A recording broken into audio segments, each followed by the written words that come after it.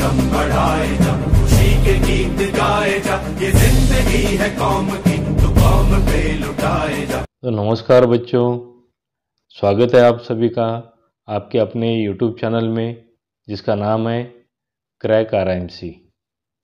तो आज हम RIMC का दिसंबर 2010 का maths subject question paper part B solution करने वाले हैं। तो इस पार्ट बी में हमको 10 क्वेश्चंस है और हर क्वेश्चन को 10 मार्क्स है। ऐसा ये 100 मार्क्स का हमारा पार्ट बी सेक्शन है। ठीक है, तो आप सभी से गुजारिश है कि आप अपने क्रैक RIMC चैनल को लाइक कीजिए, सब्सक्राइब कीजिए, शेयर कीजिए और बेल आइकॉन भी दबाइए ताकि हर नए वीडियो का नोटिफिकेशन आपको मिलते रहेगा। और साथों साथ आपके जो भी फ्रेंड्स RIMC का प्रिपरेशन कर रहे हैं उनको हमारे चैनल के बारे में बताइए ताकि उनको भी ये सुविधा का लाभ मिलेगा। ठीक है बच्चों, तो शुरुआत करते हैं आज के हमारे पेपर सोल्यूशन की तरफ। Question number 21, Neeraj can do a piece of work in 25 days and Vinith can finish the same work in 20 days. They work together for 5 days and then Neeraj goes away. In how many days will Vinith finish the remaining work?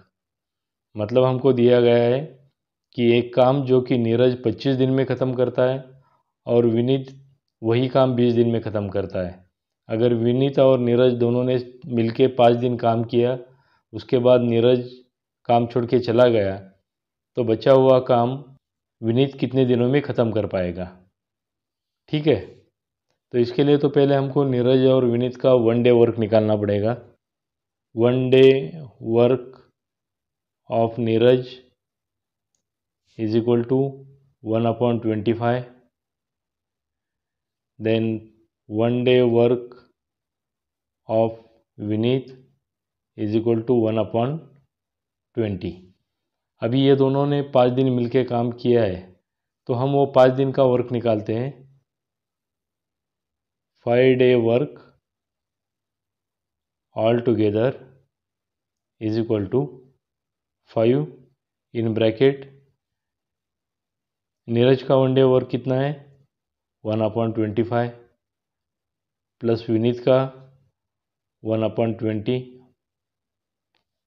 इसको हम solve करते हैं तो आएगा 5, यहाँ पे 25 और 20 का एलसीएम हम निकालेंगे 100, तो यहाँ पे आएगा हमारा 4 + 5, देयरफॉर 5 × 9/100, 5 1 = 5, 5 2 = 10, 20 is equal to 9/20। तो नीरज और विनीत का 5 दिन का एक साथ काम करने के बाद वो 9/20 वर्क ख़त्म कर देंगे। यहाँ तक क्लियर है? अभी दोनों ने मिलके 5 दिन काम किया तो 9/20 वर्क ख़त्म किया, तो हमको निकालना है बैलेंस वर्क कितना है, बराबर। तो balance work is equal to पूरा वर्क कितना है 1 माइनस वर्क ख़त्म कितना किया है 9/20। तो इसका आंसर क्या आ जाएगा हमारा 20 - 9/20 इज इक्वल टू 11/20। ठीक है, तो 11/20 ये आया हमारा बैलेंस वर्क।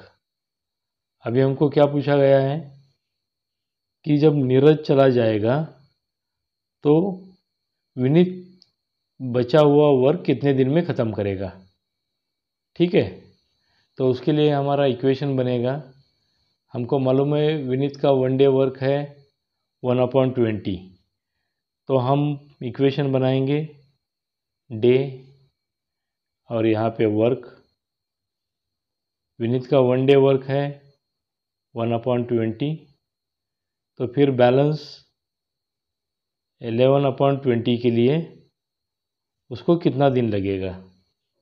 ठीक है, क्रॉस मल्टीप्लिकेशन करते हैं तो हमारा आएगा 11/20 डिवाइडेड बाय 1/20, मतलब 11/20 इंटू 20/1। ये 20 को ये 20 कैंसिल हो गया, तो हमारा आंसर क्या है? Answer is equal to 11 days. Answer is equal to 11 days, मतलब नीरज जाने के बाद विनीत को वो काम ख़त्म करने में 11 दिन का समय लगेगा। ठीक है बच्चों, so our answer is equal to 11। Clear है? चलते अभी हम नेक्स्ट क्वेश्चन की तरफ। Question number 22, a chair was sold at gain of 12%. Had it been sold for 33 rupees more, the gain would have been 15%. Find the cost price of chair. हमको बताया गया है एक चेयर जो कि 12% प्रॉफिट पे बेचा है, वो अगर और 33 रुपये ज़्यादा दाम में बेचा होता तो कुल प्रॉफिट हमको हो जाता 15%। तो हमको ढूंढना है cost price. Cost price find out करने के लिए हम पहले तो ये दोनों प्रॉफिट परसेंट का डिफरेंस निकालेंगे। तो difference of P is equal to, हमको दिया है 15% माइनस 12% इज इक्वल टू 3%। ठीक है, और हमको ये भी दिया है कि 3% जो प्रॉफिट है हमारा which is equal to 33 rupees. 3% profit is equal to 33 rupees.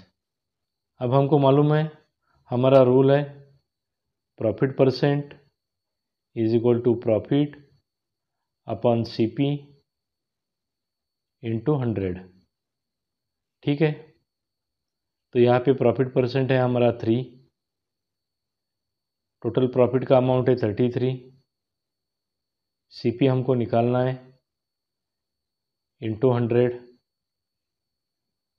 Therefore CP is equal to 33/3 into 100।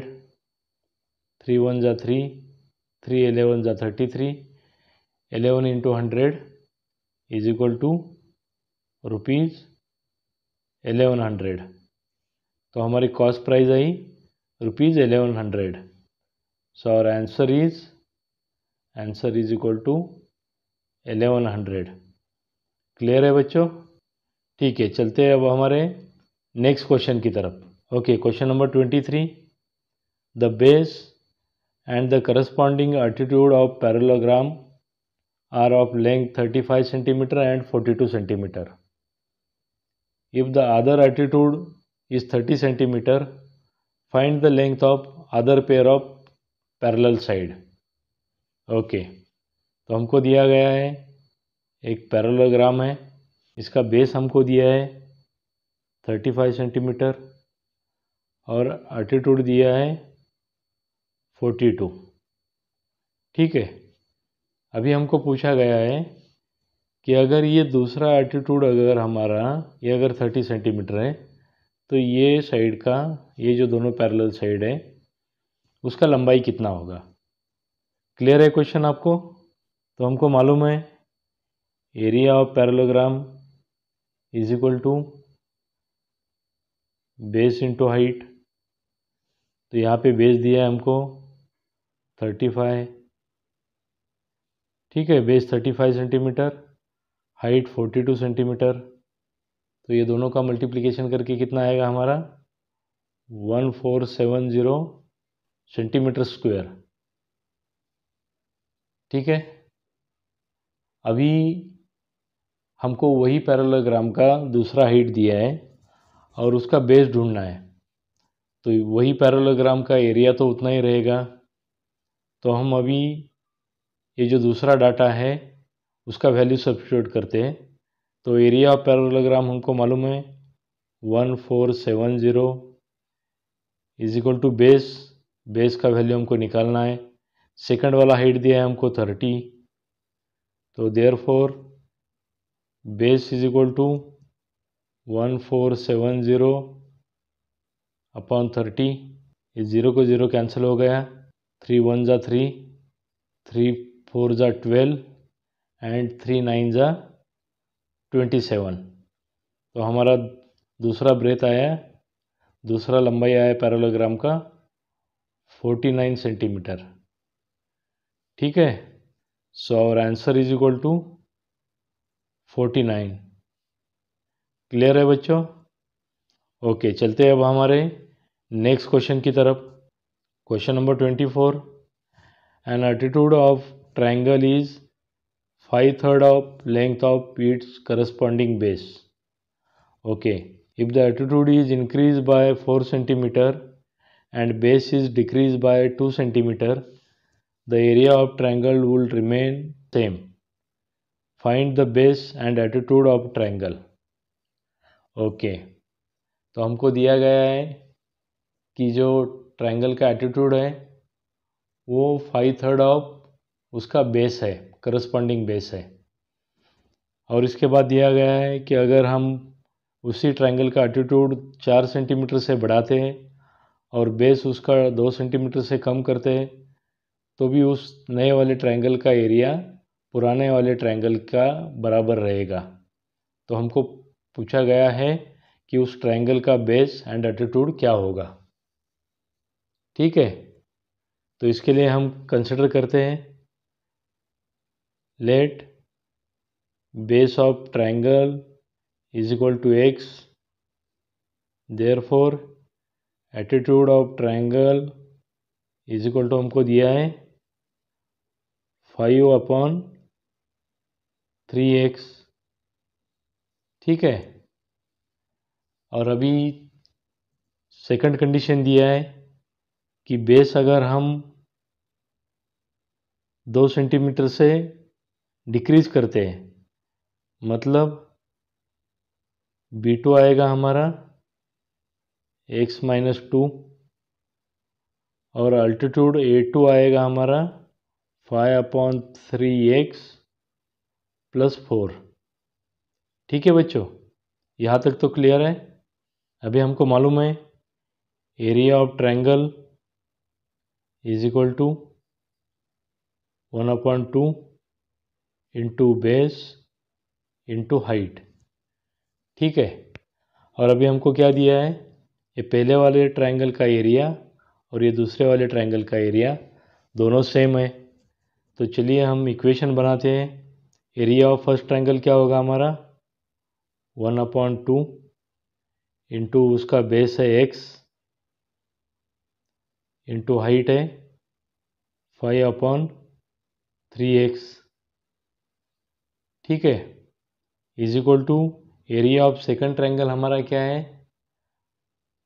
1/2 into उसका बेस है हमारा x-2 इंटू हाइट है 5x/3 + 4। तो चलिए इसको सॉल्व करते हैं। तो ये हमारा लेफ्ट साइड का हो जाएगा 5x², 3 into 2 6, 5x² is equal to 5x² plus 2x minus 24/6। तो ये 6 को 6 कैंसिल हो गया, तो बचा हमारा 5x² is equal to 5x² plus 2x minus 24। ठीक है, तो ये 5x² को ये 5x² कैंसिल हो जाएगा, प्लस माइनस हो जाएगा, therefore 2x is equal to 24, therefore x is equal to 12। ठीक है, हमको x का वैल्यू पता चला, मतलब x क्या है हमारा बेस है। अभी attitude is equal to 5/3x, मतलब 5/3 इंटू 12, 3 1 जा 3, 3 4 जा 12, 5 4 जा 20। ठीक है, तो हमारा आंसर आया, answer is equal to first base is equal to 12 centimeter and altitude is equal to 20 centimetre. Clear है बच्चों? चलते हैं अब हम हमारे अगले क्वेश्चन की तरफ। Question number 25। Sumit sells a pen to Naresh to gain 10%, Naresh sells to Vijay to gain 20%. If Vijay pays 19.80 rupees for it, what did it cost to Sumit? मतलब सुमित ने एक पेन लिया, उसके ऊपर 10% प्रॉफिट ऐड करके उसने नरेश को बेचा। नरेश ने उसके ऊपर 20%, जो भी उसका कॉस्ट प्राइस पड़ा उसके ऊपर 20% प्रॉफिट लगा के विजय को बेचा।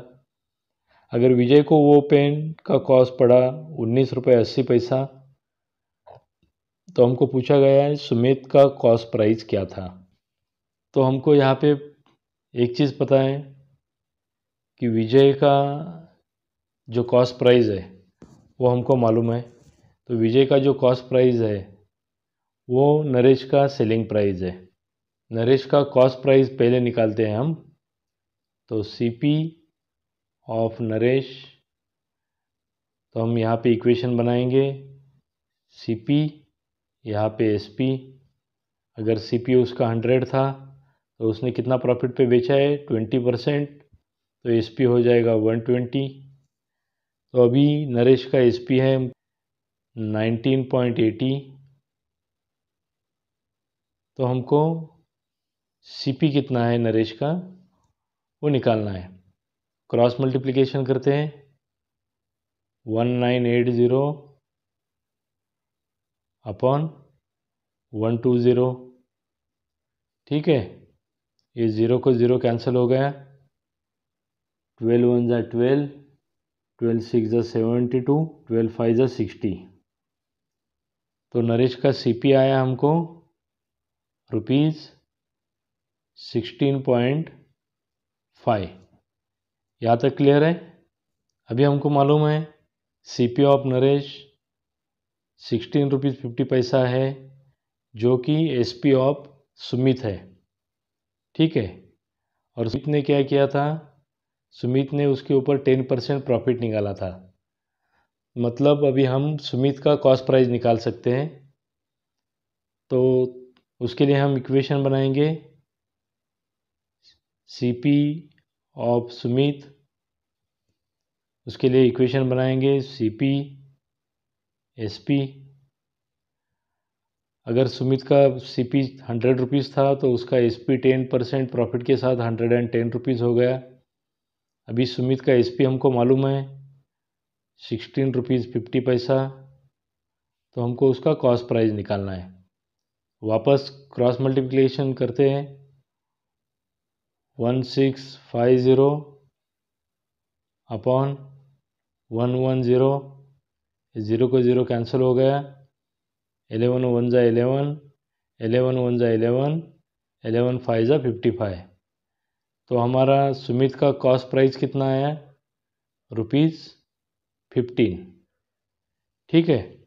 तो हमारा आंसर बना, answer is equal to 15। Clear है बच्चों?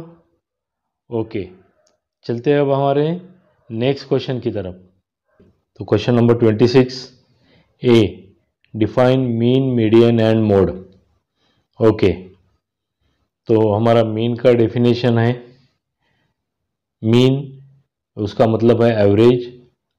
Average of data set is found by adding all number of data in the data set and then dividing by number of values in the set। मतलब जो हमारा average का rule है वही है। The median is the middle value when a data is set ordered from least to greatest.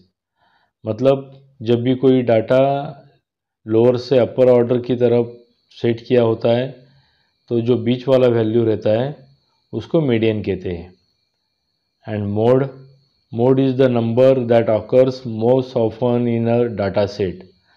मतलब mode वो संख्या होती है जो संख्या वो डाटा सेट में सबसे ज़्यादा बार आती है, ठीक है। तो ये हो गया हमारे डेफिनेशन तीनों। अभी पार्ट बी हमको पूछा गया है the run scored in a cricket match by player are 90, 40, 30, 110, 80, 20, 30, 15, 30, 10, 8. Find the mean, median and mode of this data. तो हमको मालूम है मीन के लिए क्या करते हैं हम, mean is equal to sum of data upon number of data. तो सम ऑफ डाटा होगा यहाँ पे हमारा 90 plus 40 plus 30 plus 110 plus 80 plus 20 plus 30 plus 15 plus 30 plus 10 plus 8 upon number of data हो गया, तो ये हो गया हमारा 12।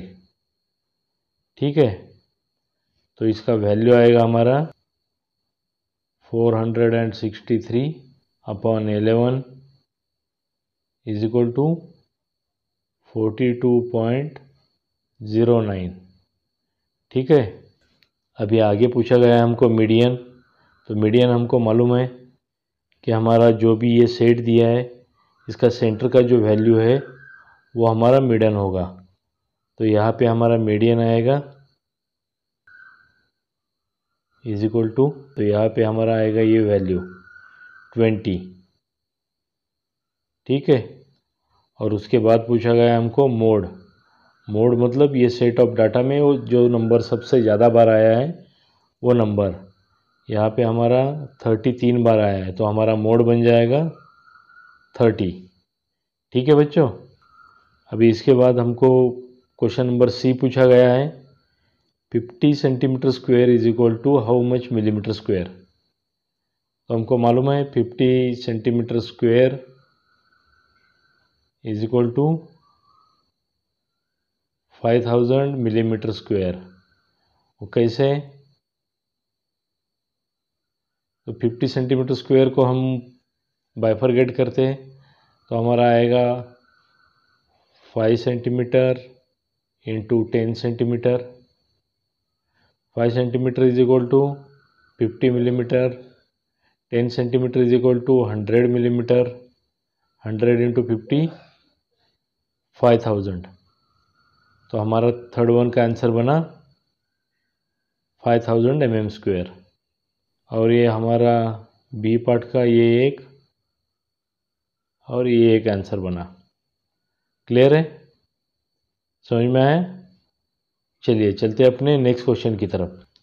Question number 27, a wall 4.84 metre long 3.1 metre height is to be covered with rectangular tiles of size 22 centimeter by 10 centimeter. Find the total cost of tiles at the rate of 2 rupees per tile. तो ये सम हमने पहले भी solve किया है, अभी ये paper में ये वापस रिपीट हुआ है।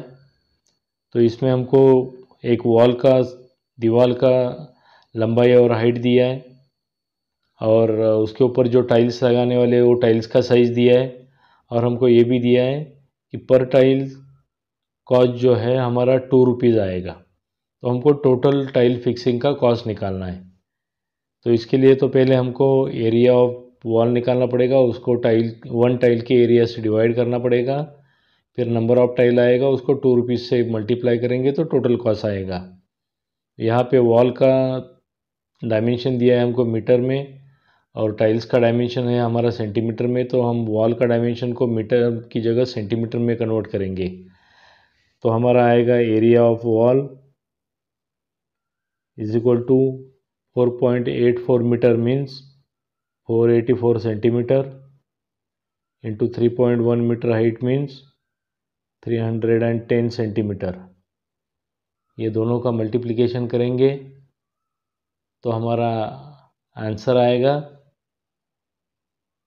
150040 सेंटीमीटर स्क्वायर। ठीक है, यह है हमारा एरिया ऑफ वॉल वैसे ही एरिया ऑफ टाइल निकालेंगे हम, तो वो आएगा हमारा 22 centimetre into 10 centimetre is equal to 220 centimetre square. ठीक है, तो अभी नंबर ऑफ टाइल्स निकालना है, तो हमको एरिया ऑफ वॉल जो कि है 150040 और एरिया ऑफ वन टाइल 220, तो हमारा आंसर आएगा 682।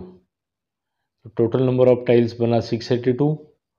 So total cost of tile fitting is equal to, हमको दिया है 2 रुपीज़ पर टाइल रेट है हमारा, तो हम इसको 682 को 2 रुपीज़ से मल्टीप्लाई कर देते हैं, तो हमारा वैल्यू आएगा ₹1364। तो टोटल कॉस्ट आएगा हमारा 1364। So our answer is equal to 1364। Clear है बच्चों? ओके, चलते अभी हमारे नेक्स्ट क्वेश्चन की तरफ।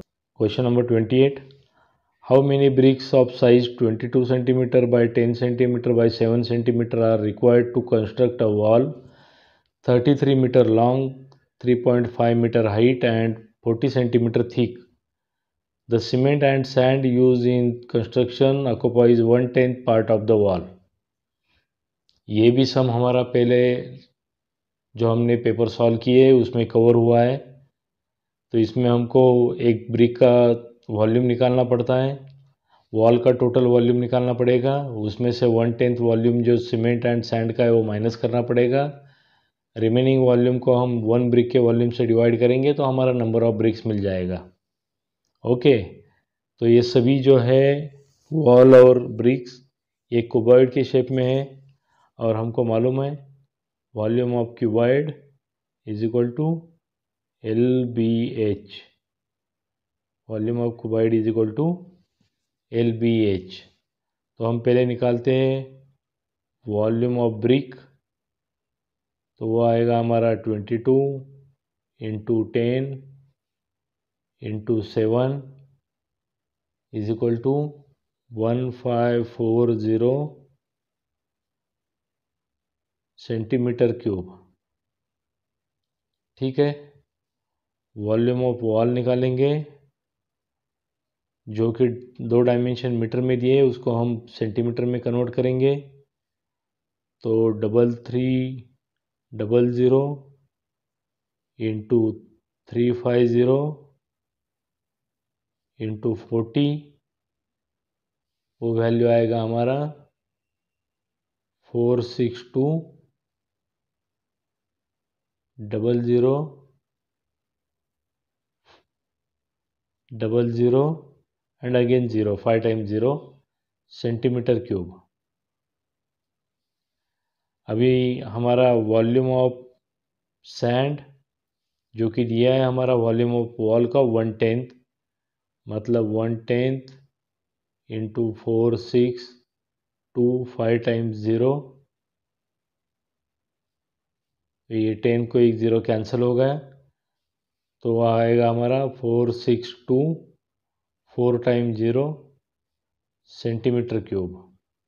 अभी हमको दिया है वॉल का जो वॉल्यूम है उसमें 1/10 पोर्शन जो है सैंड का है, तो हमको रिमेनिंग पोर्शन ऑफ वॉल निकालना पड़ेगा। Remaining volume of wall is equal to 462 5 times 0 minus 462 4 times 0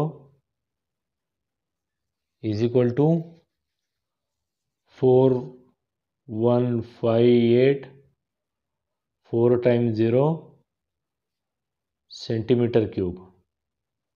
यहाँ तक क्लियर है बच्चों? ओके, तो हमारा नंबर ऑफ ब्रिक्स निकालने के लिए हमको क्या करना पड़ेगा? Remaining volume divided by 1 brick volume.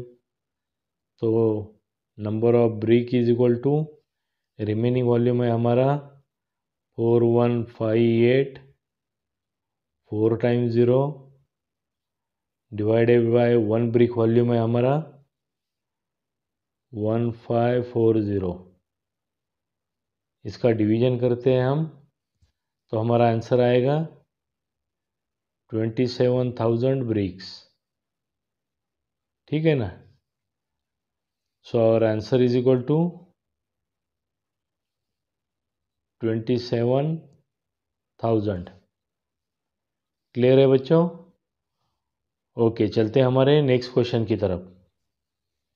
Question number 29, draw pie diagram for following data of expenditure pattern in the family.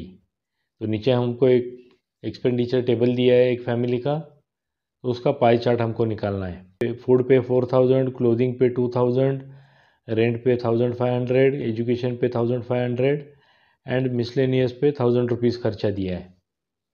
ठीक है, तो पहले हमको ये टोटल एक्सपेंसेस निकालना पड़ेगा। तो total expenses is equal to 4,000 plus 2,000 plus 1,500 plus 1,500 plus 1,000। हमारा टोटल एक्सपेंडिचर आया 10,000 रुपीज़। ठीक है बच्चों, तो पाई चार्ट निकालने के लिए हमको सेंट्रल एंगल निकालना पड़ता है, और सेंट्रल एंगल का हमारा फार्मूला है central angle is equal to value upon sum into 360। ठीक है, तो हमारा सबका सेंट्रल एंगल निकालते हैं। Central angle of food is equal to value 4,000, sum is equal to 10,000 into 360। ये ज़ीरो कैंसिल हो गए। 36 4 ज़ा कितना आया 144। Central angle of clothing is equal to value आया हमारा 2,000 डिवाइडेड बाय 10,000 इंटू 360। एक ज़ीरो कैंसिल हो गए। 36 2 ज़ा 72 degree. Central angle of rent value of amount 1500 upon 10,000 into 360। ये ज़ीरो को ज़ीरो कैंसिल, ये दो ज़ीरो को दो ज़ीरो कैंसिल। 5 2 ज़ा 10, 5 3 ज़ा 15, 5 1 ज़ा 5, 5 18 ज़ा 36, 18 3 ज़ा 54 डिग्री। ठीक है बच्चों, अभी सेंट्रल एंगल ऑफ एजुकेशन वो तो सेम ही आएगा, फिर भी हम कैलकुलेट करते हैं। Central angle of education is equal to value 1,500 upon 10,000 into 360। Zero को ज़ीरो कैंसिल, ये दो ज़ीरो को दो ज़ीरो कैंसिल, तो हमारा सेम आएगा 54 डिग्री। ठीक है, अभी लास्ट बचा हमारा सेंट्रल एंगल ऑफ मिसलेनियस। तो वैल्यू ऑफ अमाउंट है 1,000 डिवाइडेड बाय 10,000 इंटू 360। ये 1,000 को ये 3 ज़ीरो कैंसिल हो गए, ये 10 को ये 1 ज़ीरो कैंसिल हो गया, तो ये आया हमारा 36 डिग्री। ठीक है बच्चों, तो अभी हम निकालते हैं पाई चार्ट। तो ये आया हमारा सेंटर पॉइंट।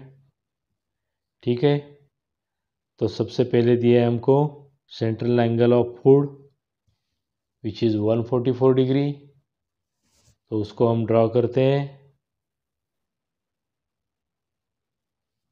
यह आया हमारा 144 डिग्री। यहाँ पे हम लिखेंगे food, second central of angle clothing का है हमारा 72 डिग्री। 72 डिग्री हम यहाँ पे ड्रॉ करते हैं। यह है हमारा 72 डिग्री, यह है हमारा क्लोथिंग रीजन। उसके बाद आया हमारा रेंट और एजुकेशन, ये दोनों है हमारा 54 डिग्री।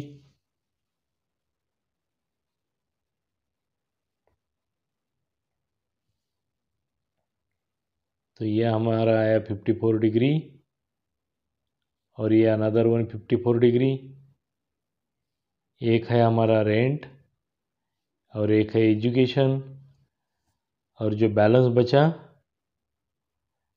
बचा हमारा मिसलेनियस, वो है 36 डिग्री। यह आया हमारा मिसलेनियस। ठीक है बच्चों, क्लियर है? ओके, चलते अभी हमारे आखिरी क्वेश्चन की तरफ। Question number 30। Two regular polygons are such that the ratio between the number of their sides is 1:2 and the ratio of one of the interior angles is 3:4. Find the number of sides of each polygon. तो हमको यहाँ पे दो regular polygon का ratio दिया है, उनके sides का रेशो है 1:2 एंड उनके इंटीरियर एंगल का रेशो है 3:4। तो हमको उनका नंबर ऑफ साइड्स ढूंढना है। ठीक है बच्चों, तो इसके लिए हम पहले तो कंसिडर करेंगे let number of side of polygon is equal to x and 2x, क्योंकि हमको रेशियो दिया है 1:2, तो हम उसको x और 2x कंसिडर करेंगे। ठीक है, और हमारा रूल है पॉलीगॉन में internal angle is equal to 180 minus 360 upon n, where n is number of sides.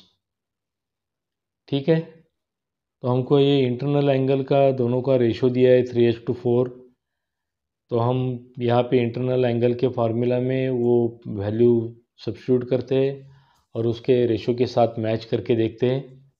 तो पहले पॉलीगॉन का इंटरनल एंगल हमारा आएगा